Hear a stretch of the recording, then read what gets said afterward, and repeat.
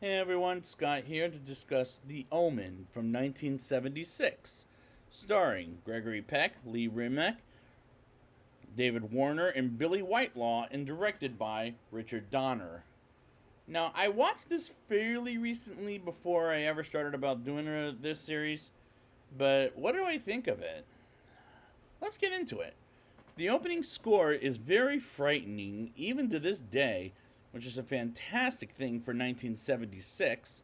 Then we move on to Rome and June 6th at 6 o'clock a.m., where Robert Thorne, played by Gregory Peck, is on his way to the home of when his wife Catherine, played by Lee Remick, adopt a baby boy who they call Damien, and Robert gets a job in London as ambassador of Great Britain, and they buy a house in London, and I actually enjoy being around these characters as I connect with them.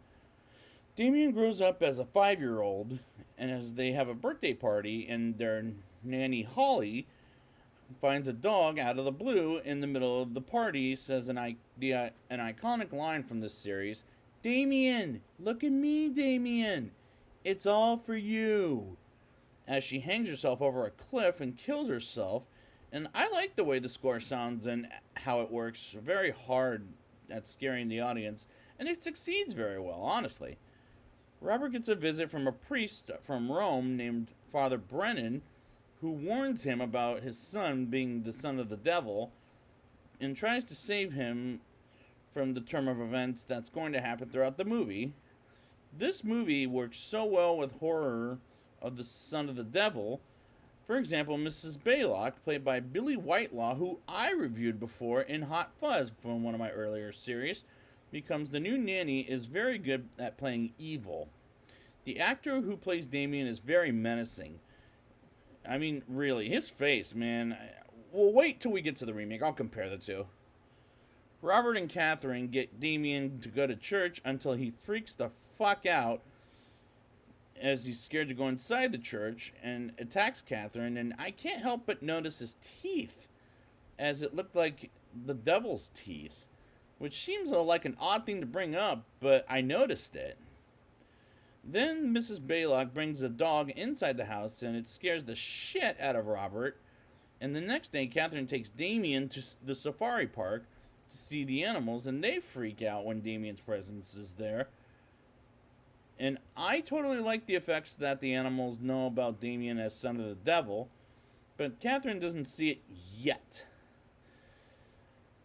And they attack the car, and Catherine drives away. That scene works so much better than the remake, I'll say, which I'll get to.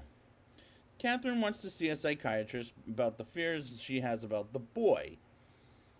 Robert gets a surprise visit from Father Brennan to meet him at a park on the next day, and we get a random photographer following Robert around named Keith Jennings, played by David Warner, who I reviewed twice in Star Trek VI and Titanic.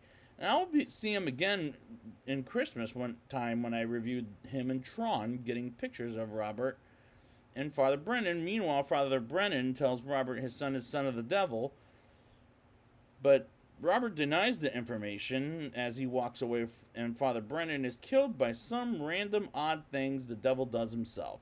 And keep in mind, we don't see the devil in this movie, and thank God, because that would have freaked me the fuck out. And I enjoyed these scenes as Catherine has a headache while Damien was just playing around as he first finds out Father Brennan before his death. She's pregnant, and Catherine says the same thing and wants an abortion. And I enjoy the turn of events in this movie as well as being around these characters, and these scenes were great.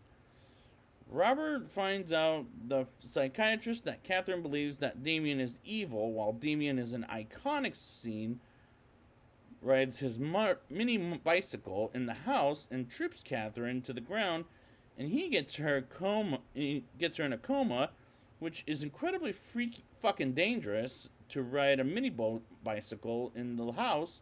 Robert goes to the hospital to see his wife, who had a concussion, as she says, "Don't let Damien kill her."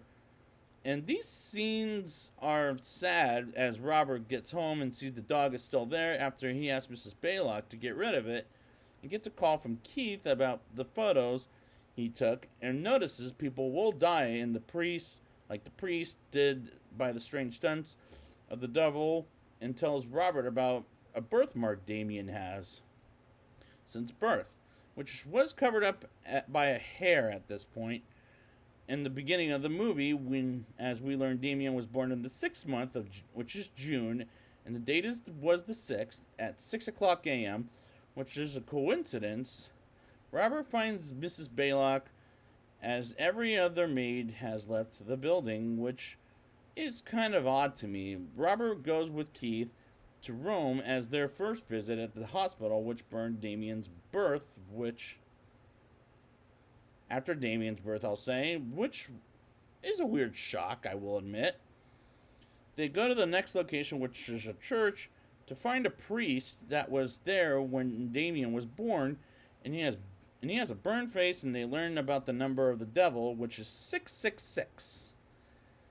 And as Robert asks the priest about the mother, and he points out the cemetery where she was buried, the mother was buried, the original mother. It wasn't Catherine. And remember, I said that they adopted him. And they get there to find Maria Skiomer, I don't know if I'm saying that right, and who died and gave up Damien to the church until the Thorns adopted him, like I just said before.